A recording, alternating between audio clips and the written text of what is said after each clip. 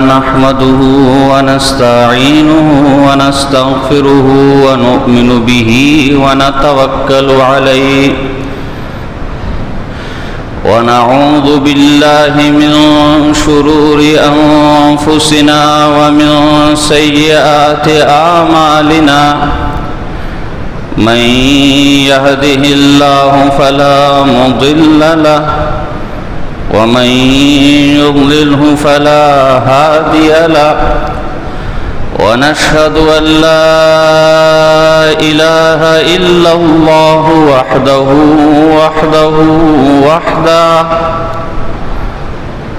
لا شريك له ونشهد أن سيدنا وسندنا وشفيعنا ورحمتنا ومولانا محمدًا عبده ورسوله أما بعد فأعوذ بالله من الشيطان الرجيم بسم الله الرحمن الرحيم قال تبارك وتعالى في القرآن المجيد والفرقان الحميد ما كان محمد أبا أحد من رجالكم ولكن رسول الله وخاتم النبيين وقال رسول الله صلى الله عليه وسلم أنا خاتم النبيين وفي رواية إن النبوة والرسالة قد انقطعت والرواياتان رواهما الإمام المبجل أبو إسماعيل الترمذي رحمه الله في سننه صدق الله وصدق رسوله النبي الكريم ونحن على ذلك لمن الشاهدين والشاكرين والحمد لله رب العالمين. ایک دفعہ نماز والا درود شریف پڑھ لیں. اللہم صلی علی محمد وعلی آل محمد کما صلیت علی ابراہیم وعلی آل ابراہیم انک حمید مجید. اللہم بارک علی محمد وعلی آل محمد کما بارکت علی ابراہیم وعلی آل ابراہیم انک حمید مجید. معزز و محترم بزرگ حضرات، اہل محلہ، نوجوان ساتھیوں، طلباء کرام، ہم نے ستمبر کے مہینے کے آغاز میں آپ سے کہا تھا کہ اس مہینے میں بڑے اہم واقعات ہوئے ہیں. 7 ستمبر کو ختم نبوت، تاریخ ختم نبوت کے حوالے سے ایک اہمیت کا دن تھا، لیکن چونکہ ساتھ ہی 9 ستمبر کا واقعہ، 11 ستمبر کا واقعہ تھا، پھر سفر کا مہینہ تھا، تو جو اہم موضوع ختم نبوت کے حوالے سے تھا اس پر گفتگو رہ گئی. لہذا آج کا جمعہ ہمارا ختم نبوت کے عنوان سے ہوگا. عقیدے کا مسئلہ ہے، بنیادی مسئلہ ہے، ایمان کی اساس ہے. یہ عقیدہ اسلام میں ریڑھ کی ہڈی کی حیثیت رکھتا ہے، اور اس مسئلے کے دشمن اس وقت پوری دنیا خصوصاً پاکستان کے پیچھے لگے ہوئے ہیں. تو اس لیے اس کو خوب توجہ سے آپ سنیں جو میں کہہ رہا ہوں. عقیدہ ختم نبوت کیا ہے؟ آسان الفاظ میں عقیدہ ختم نبوت یہ ہے کہ نبی اکرم صلی اللہ علیہ وسلم احمد مجتبیٰ محمد مصطفیٰ صلی اللہ علیہ وسلم اللہ کے آخری نبی ہیں. اب قیامت تک آپ کے بعد کوئی نیا نبی نہیں آئے گا. غور کرنا، کوئی نبی نہیں، اس لیے کہ عیسیٰ علیہ السلام آئیں گے، کوئی نیا نبی نہیں آئے گا. عیسیٰ علیہ السلام تو پہلے سے نبی ہے نا. آپ علیہ السلام کے بعد قیامت تک کوئی نیا نبی نہیں آئے گا.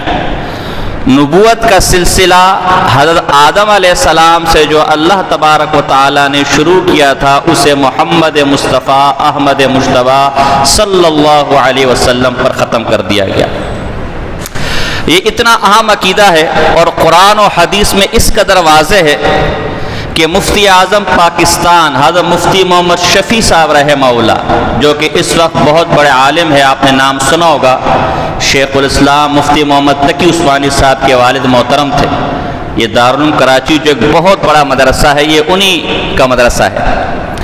انہوں نے اس پر کتاب لکھی ہے ختم نبوت کے نام سے، جس میں اس عقیدے کو قرآن کی 100 آیات اور نبی اکرم صلی اللہ علیہ وسلم کی 300 احادیث سے ثابت کیا۔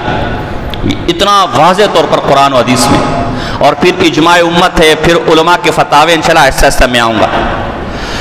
قرآن میں جو سب سے واضح آیت ہے سورہ احزاب کی، جو میں نے آپ کے سامنے خطبے میں تلاوت کی کہ ما کان محمد ابا احد من رجالکم، یہ جو ہمارا نبی ہے، جو ہمارا محبوب ہے، جس کا نام محمد مجتبیٰ احمد مجتبیٰ صلی اللہ علیہ وسلم ہے، یہ مردوں میں سے کسی کے باپ نہیں ہے۔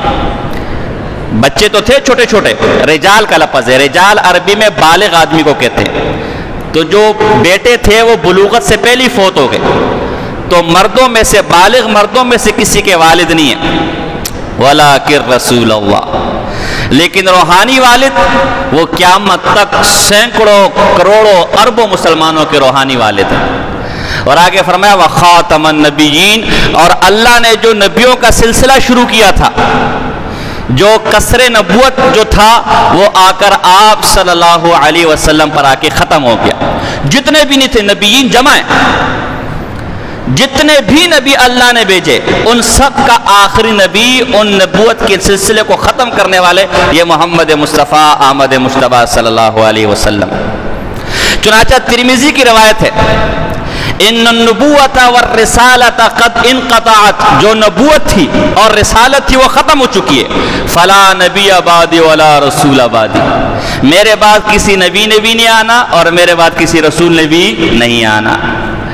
ترمذی کی ایک اور روایت ہے انا آخر الانبیاء وانتم آخر الامم، میں نبیوں میں سے آخر نبی ہوں اور تم امتوں میں سے آخری امت ہو۔ جیسے تمہارے بعد کسی نئی امت نے نہیں آنا، قیامت نے آنا ہے، اسی طرح میرے بعد کسی نئے نبی نے، نبی تو آئے گا عیسیٰ علیہ السلام قرب قیامت میں، لیکن کسی نئے نبی نے، نبوت کا سلسلہ مجھ پر ختم ہو گیا۔ بخاری کی حدیث ہے، حدیث نمبر 3534 اور 3535، 3534 3535 جائیں بخاری لے، اس کو کھولے، اس میں سے پڑھیں۔ حضور علیہ السلام نے ایک عجیب غریب مثال دیکھ کر اپنی ختم نبوت کو ثابت کیا۔ فرماتے مثلی ومثل الانبیاء من قبلی، میری اور مجھ سے پہلے جو نبی تھے ان کی مثال کا مثل رجل، اس شخص کی طرح ہے، بنا بیتن فاحسنہ واجملہ، جس نے ایک خوبصورت گھر بنایا، بہترین گھر بنایا، خوبصورت بہترین گھر بنایا، الا موضع لبنۃ، مگر ایک اینٹ کی جگہ خالی چھوڑ دی، من زاویۃ، ایک کنارے پر ایک اینٹ کی جگہ خالی چھوڑ دی، سارا گھر بنا دیا، بہترین گھر ہے، ایک اینٹ کی جگہ خالی ہے، وہ اینٹ نہیں لگائی۔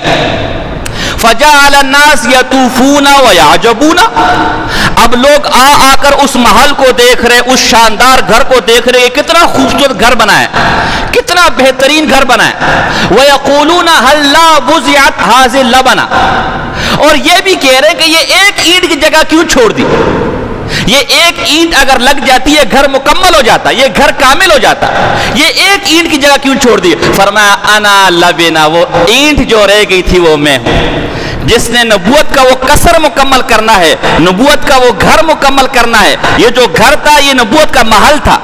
اللہ اور اینٹوں کی مثال انبیاء سے دی، انبیاء آتے رہے، وہ اینٹیں لگتی رہی، وہ گھر تعمیر ہوتا رہا، ایک اینٹ کی جگہ رہ گئی، وہ ایک اینٹ لگ جاتی تو گھر مکمل ہو جاتا۔ انا لبنہ، وہ آخری اینٹ جس سے اس گھر نے مکمل ہونا تھا وہ میں ہوں، وانا خاتم النبیین، میں نبیوں کا ختم کرنے والوں، میرے بعد کوئی اور نبی نیا نہیں آئے گا۔ سمجھ آ رہی کہ نہیں آ رہی آپ کو؟ مسئلہ واضح ہو رہا ہے کہ نہیں ہو رہا؟ مسلم کی ایک حدیث ہے فضلت علی الانبیاء بست، ویسے تو حضور علیہ السلام کی فضیلتیں بہت ہیں دیگر انبیاء پر، لیکن حضور نے خود اپنی 6 بڑی بڑی فضیلتیں بیان کی کہ مجھے دیگر انبیاء پر 6 بڑی بڑی فضیلتیں دی گئی ہیں۔ اوتیت جوامع الکلم، مجھے جامع معنی کلمات دیے گئے۔ بات مختصر کروں گا، معانی بہت ہوں گے، کبھی موقع ملے گا انشاءاللہ اس پر میں بات کروں گا۔ حضور دنیا کے فصیح و بلیغ ترین آدمی تھے، مختصر بات پر اثر بات، چھوٹے چھوٹے جملوں میں پوری زندگی گزارنے کے طریقے رسول نے بتائے۔ یہ رسول کی ایک فضیلت تھی حضور علیہ السلام کی۔ وَنُصِرْتُ بِالرُّعْبِ، اور ایک فضیلت یہ دی گئی کہ میری مدد کی گئی ہے رعب کے ساتھ، مجھے رعب دیا گیا ہے۔ چنانچہ فتح الباری کے اندر ابن حجر اسقلانی لکھا ہے، حضوری کی حدیث ہے کہ اگر ایک آدمی مجھ سے 1 ماہ کی دوری پر بھی ہونا تب بھی اللہ نے مجھے اتنا رعب دیا ہے کہ وہ پھر بھی مجھ سے ڈرے گا، اتنا رعب دار۔ اب یہ ایک مستقل ایک عنوان ہے، میں کبھی اس پر آؤں گا کہ حضور کا رعب اور دبدبہ کیسا تھا۔ اور آگے فرمایا وَأُحِلَّتْ لِيَ الْغَنَائِمُ، مال غنیمت میرے لیے حلال کر دیا گیا۔ پہلی امتوں میں جنگیں ہوتی تھی کافروں سے تو مال غنیمت میں سے وہ نہیں لے سکتے تھے۔ حضور علیہ السلام کی برکت سے ایک فضیلت یہ بھی ہے کہ جب کافروں سے ہم جنگ لڑیں گے مال غنیمت ہمیں ملے گی تو مال غنیمت ہمارے لیے حلال ہے، حکومت کے خزانے میں بھی جمع کریں گے اور خود جو جنگ میں شریک ہوئے اسے بھی دیا جائے گا۔ وَجُعِلَتْ لِيَ الْأَرْضُ طَهُورًا وَمَسْجِدًا، پوری زمین کو میرے لیے مسجد اور پاک بنا دیا گیا ہے۔ کیا مطلب؟ وضو کے لیے آپ کو پانی نہیں مل رہا، پوری زمین میں کہیں بھی پاک مٹی ہے اس سے آپ تیمم کر سکتے ہیں۔ آپ سے پہلے یہ فضیلت کسی کو نہیں دی گئی۔ اسی طرح آپ سے پہلے جو انبیاء تھے وہ عبادت صرف اپنے عبادت خانوں میں کرتے تھے، کہیں اور نہیں کرتے تھے، لیکن حضور علیہ السلام کی فضیلت یہ کہ کہیں بھی پاک زمین آپ کو مل جائے وہاں آپ نماز پڑھ لیں، آپ کی نماز ہو جائے گی اگر مجبوری ہے۔ ویسے تو نماز مسجد کے اندر پڑھنی ہے لیکن اگر مجبوری ہے۔ اور چھٹی فضیلت یہ بیان کی وَخُتِمَ بِيَ النَّبِيُّونَ، اور نبوت کا جو سلسلہ اللہ نے شروع کیا تو مجھ پر آ کے سارا کیا کر دیا؟ ختم کر دیا۔ ایک اور روایت ہے، کتنی واضح روایت ہے، مسند امام احمد بن حنبل، حدیث کی بہت بڑی کتاب ہے، 30,000 کے قریب احادیث ہے اس کے اندر۔ شعیب ارنوت کی تحقیق سے جو چھپی ہے وہ 52 جلدوں پر ہے، ہمارے پاس 12 جلدوں والی ہے۔ مسند امام احمد بن حنبل جو امام احمد بن حنبل رحمہ اللہ کی حدیثوں کا ذخیرہ ہے، بہت بڑے امام گزرے۔ یہ جو سعودی عرب میں پہلے بھی کہہ چکا ہوں جس امام کے فقہ پر عمل کرتے ہیں وہ امام احمد بن حنبل ہے، بہت بڑے محدث سے اپنے وقت کے، بہت بڑے حافظے والے۔ تو ان کی مستند کتاب ہے مسند امام احمد بن حنبل، اور اس کے علاوہ بھی اور کتابوں میں بھی ہے، صحیح ابن حبان، مستدرک، دیگر کتابوں میں بھی حدیث ہے، لیکن میں مسند امام احمد بن حنبل سے روایت کر رہا ہوں۔ حضور نے فرمایا ان لی اسماء، میرے کچھ نام ہیں۔ ویسے تو حضور کے بہت سے نام ہیں، آپ نے تو 100 اور 99 نام پڑھے ہوں گے، لیکن سیرت کی کتابوں میں حضور کے 1000 کے قریب نام لکھے، کبھی موقع ملے گا تو انشاءاللہ بیان کروں گا۔ اس میں سے ایک نام حضور کا بشر بھی ہے۔ بعض لوگ حضور کو بشر کہنے کا گستاخی سمجھتے ہیں کہ نہیں حضور کبھی موقع ہے تو ایک نام بشر بھی ہے، کبھی موقع ہے تو بیان کروں گا۔ 1000 کے قریب نام ہے حضور علیہ السلام کے۔ تو حضور نے چند نام اپنے بیان کیے، فرمایا انا احمد، ایک نام میرا احمد ہے، وانا محمد، اور ایک نام میرا محمد ہے، وانا الحاشر، ایک نام میرا حاشر ہے۔ حاشر کسے کہتے ہیں؟ خود فرمایا الذی یحشر الناس علی قدمی، قیامت کے دن لوگوں کو میرے سامنے اٹھایا جائے گا۔ سب سے پہلے حضور علیہ السلام اٹھیں گے، ایک روایت میں کہ موسیٰ علیہ السلام اٹھیں گے، بہرحال۔ اور انا الماحی، میں مٹانے والا ہوں، الذی یمحا بی الکفر، کہ جس کے ذریعے سے اللہ نے کفر کے اندھیرے کو مٹایا۔ میں وہ شخص ہوں کہ جس نے پورے عالم میں ایمان کا نور بھر دیا، کفر کے اندھیرے جو اللہ نے قیامت تک مٹانے تھے وہ میری برکت سے مٹائے، اس لیے میں ماہی ہوں، کفر کے اندھیروں کو مٹانے والا۔ وانا العاقب، اور میں عاقب ہوں۔ عاقب کسے کہتے؟ خود فرمایا الذی لا نبی بعدہ، جس کے بعد کوئی اور نبی نہیں ہوتا۔ تو حضور علیہ السلام اللہ کے آخری نبی ہے۔ میں نے عمر فاروق کی فضیلت آپ کو سنائی تھی، وہاں یہ مسئلہ بھی بیان کیا تھا کہ لو کان بعدی نبی لکان عمر، اللہ کے رسول نے فرمایا اگر میرے بعد کوئی نبی ہوتا تو وہ کون ہوتا؟ عمر ہوتا۔ عمر میں ایسے فضائل ہیں، عمر کے ایسے مناقب ہے، عمر کے ایسی صفات ہے، عمر کے ایسے خصال حمیدہ ہے، عمر کی ایسی برکات ہے۔ اگر اللہ نے میرے بعد کسی کو نبوت کا منصب دینا تھا، اللہ اگر میرے بعد کسی کو نبوت کے مقام پر فائز کرتا، یہ نبوت کا اعزاز میرے بعد اگر کسی کو ملنا تھا تو عمر فاروق اس کے لائق ہے کہ اسے نبوت دی جاتی۔ ہوگی، لیکن مسئلہ یہ کہ میرے بعد کسی کو نبوت ملنی نہیں ہے۔ حضرت علی رضی اللہ تعالیٰ عنہ، اللہ اکبر، ہم سب کے دلوں کی ٹھنڈک، علی سے محبت ایمان کی علامت ہے اور علی سے نفرت نفاق کی علامت ہے۔ ہاں کبھی انشاءاللہ موقع آئے گا حضرت علی رضی اللہ کی تاریخ وفات ایسا کوئی موقع آئے گا تو میں ان کے فضائل بیان کروں گا انشاءاللہ۔ حضرت علی رضی اللہ تعالیٰ کے بارے میں فرمایا اما ترضا انت منی بمنزلت ہارون من موسیٰ غیر انہ لا نبی بعدی۔ اے علی کیا تو اس بات پہ خوش نہیں ہوتا کہ تیرا مقام میری نظر میں وہی ہو جو موسیٰ کا ہارون کے ساتھ تھا؟ جیسے ہارون موسیٰ علیہ السلام کے وزیر تھے، جو مقام، جو مرتبہ، جو فضیلت، جو تعلق، جو قرب، جو محبت، جو مودت ہارون کو موسیٰ علیہ السلام تھی، ایسا ہی قرب، ایسا ہی تعلق، ایسا ہی محبت، ایسی مودت، ایسی چاہت، ایسی یاری تیری اور میری ہے۔ لیکن ایک فرق ہے، موسیٰ علیہ السلام کے بعد ہارون نبی تھے، غیر انہ لا نبی بعدی، لیکن میرے بعد کوئی نبی، میں اللہ کا آخر نبی ہوں، میرے بعد نبوت ختم ہے۔ غرض حدیث اگر میں سنانی شروع کروں تو میں نے پہلے کہہ دیا کہ 300 احادیث ہے جو رسول اللہ صلی اللہ علیہ وسلم کی ختم نبوت پر دلالت کرتی ہے۔ یہی وجہ ہے کہ ملا علی قاری رحمہ اللہ بہت بڑے عالم گزرے، نویں صدی ہجری کے حنفی عالم ہے، بہت بڑے عالم۔ ان کی بہت سی کتابیں، شمائل پر کتاب لکھی ہے، مشکات مشہور حدیثی کتاب ہے، اس کی شرح لکھی ہے۔ اس کے علاوہ شرح شفا ایک کتاب ہے حضور علیہ السلام کی سیرت پر، اس کا نام شفا ہے۔ کیا نام ہے؟ الشفا بتعریف حقوق المصطفیٰ۔ اللہ اکبر، حضور کی سیرت کتنی پیاری ہے، کتنی برکات ہے۔ یہ شفا حضور علیہ السلام کے فضائل اور مناقب پر کتاب ہے۔ ایک عالم گزرے 13ویں صدی ہجری کے علامہ عبدالحی کتانی رحمہ اللہ، ان کی کتاب المدخل الی کتاب الشفا، اس کتاب الشفا کے اوپر کتاب الشفا کے انہوں نے کتاب لکھی ہے کہ اس کے اندر کیا کیا ہے، کس طرح لکھی گئی ہے، کتنے زمانے میں لکھی گئی ہے۔ حضور کی سیرت کی برکت دیکھو اور حضور کے ذکر کی برکتیں دیکھو۔ تو الشفا کتاب کے فضائل آخر میں لکھیں، یہ قاضی عیاض مالکی رحمہ اللہ کی مشہور کتاب ہے، پڑھنا چاہیے آپ لوگ، عربی میں ہے، اس کا اردو ترجمہ بھی ہے، ترجمہ کہیں سے ملے تو پڑھنا۔ میں کہتا ہوں اگر دل میں محبت رسول صلی اللہ علیہ وسلم کی چنگاری کو جگانا ہے تو شفا سے بہتر کتاب کوئی نہیں ہے۔ تو کتاب الشفا کی ایک عجیب برکات لکھی ہے علامہ عبدالحی کتانی نے رحمہ اللہ، فرمایا یہ کتاب الشفا جس گھر میں ہوگی اس گھر میں کبھی چوری نہیں ہوگی۔ یہ کتاب الشفا جس کشتی میں ہوگی وہ کشتی کبھی ڈوبے گی نہیں۔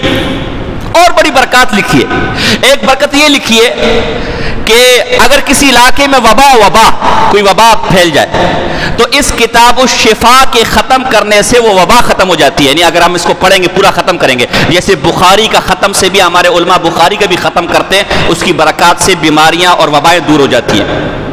ایک برکت یہ لکھی ہے کہ اگر ایک ترازو میں کتاب الشفا رکھ دی جائے اور ایک ترازو میں اس کے وزن کے برابر پانی رکھ دیا جائے اور وہ پانی کسی بیمار کو پلا دیا جائے تو بیمار کو شفا حاصل ہو جاتی ہے۔ علامہ عبدالحی کتانی کہتے ہیں میں نے اس کا تجربہ کیا ہے اور اس کو مفید پایا، مجرب پایا۔ حضور کی سیرت کی برکت ہے۔ اب آپ کو ایک اور ایسی جب مسئلہ آگے تو بیان کر دوں۔ ایک بہت بڑے عالم گزرے، میں نے بار بار اس کا ذکر کرتا ہوں، کیا کروں، عالم اتنے بڑے بڑے، ان کے علاوہ کوئی نظر ہی نہیں آتا۔ تو ایک بہت بڑے عالم گزرے ہندوستان کے اندر، ان کی بیشتی زیور آپ کے گھروں میں موجود ہوگی۔ ایک زمانے میں جب دلہن بیاتی تھی تو اس کو ساتھ بیشتی زیور بھی دیتے تھے، بڑے کام کی کتابیں دیا کرو، پڑھا کرو اسے۔ تو ان کا نام ہے حکیم الامت حضرت مولانا اشرف علی تھانوی صاحب رحمہ اللہ، بہت بڑے عاشق رسول تھے، بہت بڑے، 1000 کتابیں لکھی، 1000 کتابیں۔ میرے پاس ان کی کتابوں کی فہرست ہے جو ان کی زندگی میں چھپی تھی۔ ان کی اللہ نے اتنی قبولیت دی تھی کہ ان کی زندگی میں ان کی کتابوں کے ترجمے انگریزی، عربی، فرینچ اور پشتو زبانوں میں ہو گئے تھے۔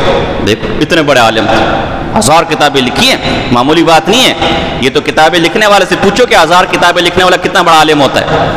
1000 کتابیں، تدریس بھی کرتے تھے، خانقاہ بھی چلاتے تھے۔ یہ جو حکیم اختر صاحب رحمہ اللہ، آپ نے نام سنا ہوگا، یہ انہی کے خلیفہ تھے۔ علامہ ڈاکٹر عبدالحی صاحب دارالعلوم کراچی والے رحمہ اللہ، آپ نے نام سنا ہوگا، انہی کے خلیفہ تھے۔ انہوں نے سیرت پر، گستاخ رسول اللہ صلی اللہ علیہ وسلم کی سیرتیں لکھتا ہے یا گستاخیاں کرتا ہے؟ جو رسول اللہ کا گستاخ ہوتا ہے وہ حضور کے فضائل بیان کرتا ہے یا سیرت لکھتا ہے یا حضور کو گالیاں دیتا ہے؟ گستاخ کبھی حضور کے فضائل بیان، وہ تو گستاخ ہے نا. یہ علماء تو بڑے بڑے عاشق تھے، ان کا تو کام ہی سیرت رسول تھا. انہوں نے کتاب لکھی بڑی پیاری، آپ سب نے لینی ہے، پڑھنا ہے، اس کا مطالعہ کرنا ہے. بہت بڑے عاشق رسول تھے، کبھی موقع ملے گا تو بیان کروں گا. نشر الطیب کے نام سے ان کی کتاب ہے، چھوٹی سی کتاب ہے. آپ نے دکاندار کے پاس جانا ہے، اس کو لینا ہے، اس کو پڑھنا اگر موقع ملے. نشر الطیب چھوٹی سی کتاب ہے. یہ پتہ ہے نشر الطیب کیوں لکھی ہے؟ یہ اس لیے لکھے کہ تھانہ بھون ان کے علاقے میں طاعون آ گیا تھا، تو انہوں نے کتاب لکھی کہ حضور کی سیرت کی برکت سے یہ طاعون انشاءاللہ دور ہو جائے گا. تو جب کتاب لکھی، کتاب مکمل کی، حضور کی سیرت کے لکھنے کی برکت سے اللہ نے اس علاقے سے طاعون ختم کر دیا. کوئی آدمی بھی طاعون سے نہیں مرا. تو جب حضور کی سیرت کے لکھنے کی کتنی برکات ہے، حضور کی سیرت کو اپنانے کی کتنی برکات ہوگی، یہی تو تم سمجھتے نہیں ہو. انشاءاللہ ایسا ایسا چلیں گے انشاءاللہ. تو میں کہنا چاہتا کہ اس شفا کی شرح بھی لکھی ہے ملا علی قاری نے، شرح شفا کے نام سے میرے پاس موجود ہے. تو ملا علی قاری کی ایک اور کتاب ہے شرح فقہ اکبر.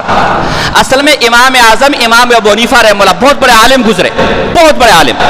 نو افندی کی کتاب ہے الدر المنتظم، اس میں لکھے کہ امام ابو حنیفہ اتنے بڑے عالم تھے کہ قرآن و حدیث سے 12.5 لاکھ مسائل نکال کر امت کے سامنے پیش کیے. 12.5 لاکھ. ہاں، ہم مولوی پوری زندگی 1000 مسائل نہیں بیان کر سکتے، اتنے بڑے عالم تھے. تو انہوں نے عقیدے کی کتاب لکھی، اس کا نام فقہ الاکبر ہے. اس فقہ الاکبر کی شرح لکھی ہے ملا علی قاری حنفی رحمہ اللہ، شرح فقہ اکبر کے نام سے ہمارے پاس موجود ہے. اس میں لکھتے دعوی رسالتی والنبوتی بعد نبینا کفر بالاجماع. ہمارے نبی کے بعد رسالت کا دعویٰ کرنے والا یا نبوت کا دعویٰ کرنے والا یہ بالاجماع کافر ہے. پوری امت کا اس پہ اجماع ہے، پوری امت اس پر متفق ہے.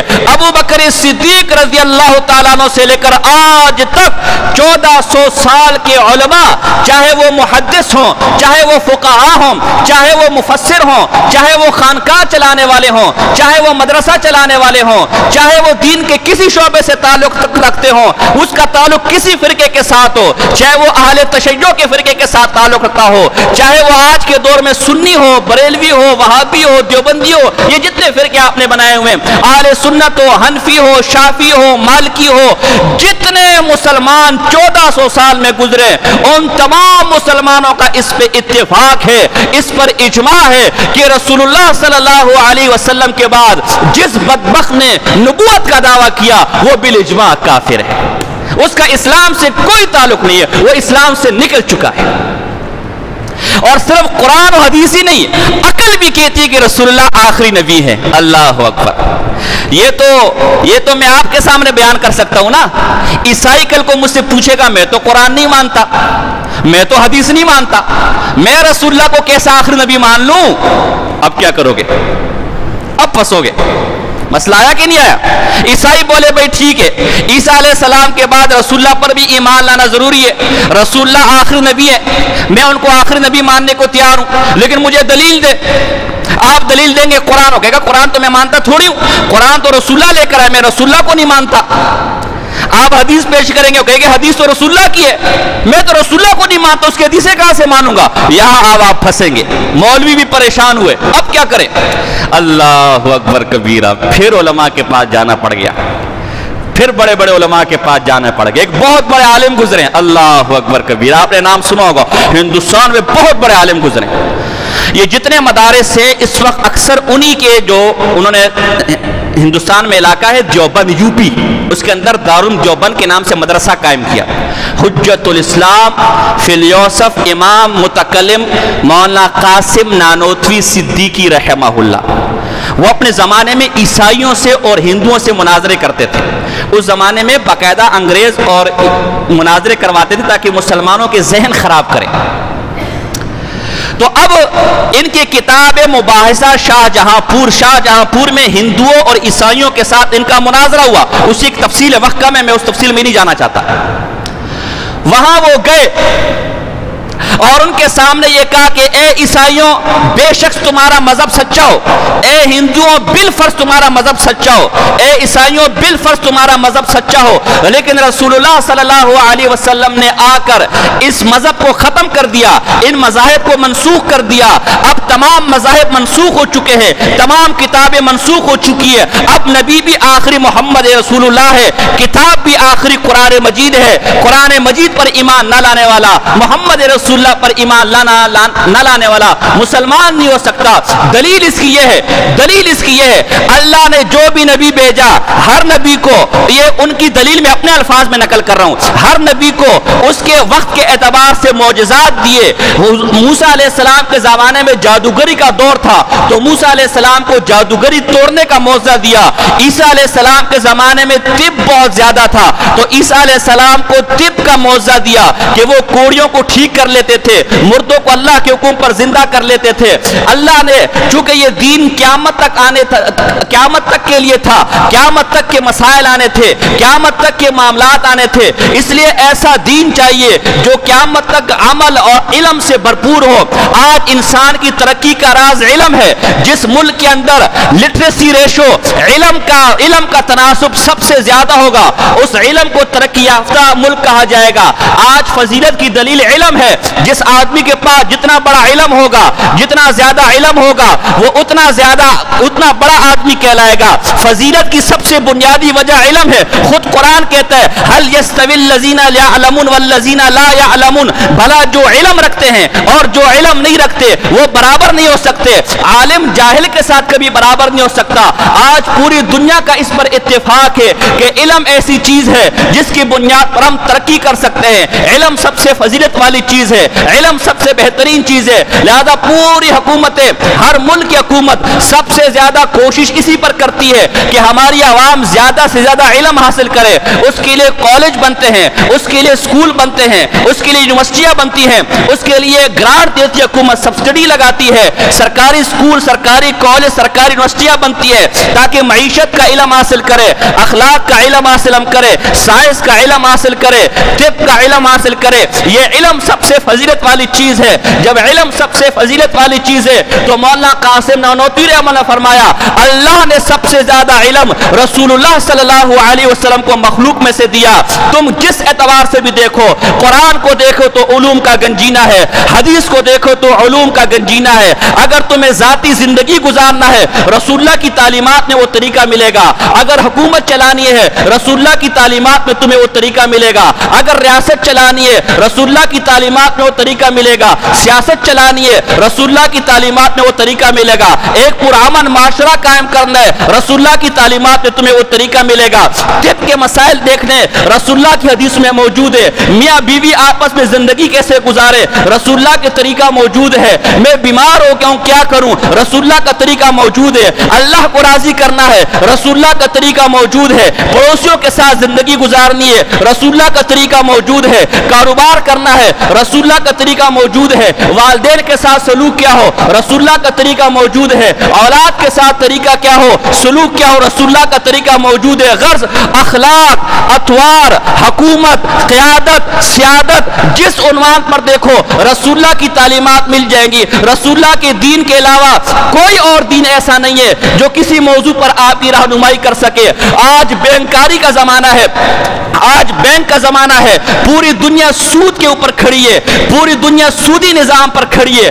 اگر ہم اس بینکوں کو ختم کر دیں انسان مشکلات میں پیدا ہو جائے گا، وہ ٹرانزیکشن کیسے کرے گا، کاروبار بینک کے ذریعے نہیں ہو سکتی۔ اسلام نے اس کا حل اسلامی بینکاری بتایا۔ آج منی ایکسچینجر صرف اگر معیشت کو دیکھ لیا جائے، آج منی ایکسچینجر کی دکانیں موجود ہے، منی ایکسچینج ہوتی ہے، اس کا طریقہ بے صرف کی صورت کے اندر شریعت کے اندر موجود ہے۔ آج جدید تعلیم کہتی ہے کہ منی جو زر ہے، جو پیسہ ہے، اس کی 5 قسمیں، فیٹ منی، کوموڈیٹری منی، ریپریزنٹیٹیو منی، فیوڈیشری منی اور کمرشل بینک منی، ان تمام کے طریقے شریعت کے اندر موجود ہے۔ اچھا جی، یہ جتنا کاروبار آج ہمارے درمیان ہوتا ہے وہ چیز لے کر منافع پر دیتے ہیں، منافع پہ دیتے ہیں، اس کا طریقہ بے مرابحہ کی صورت پہ شریعت کے اندر موجود ہے۔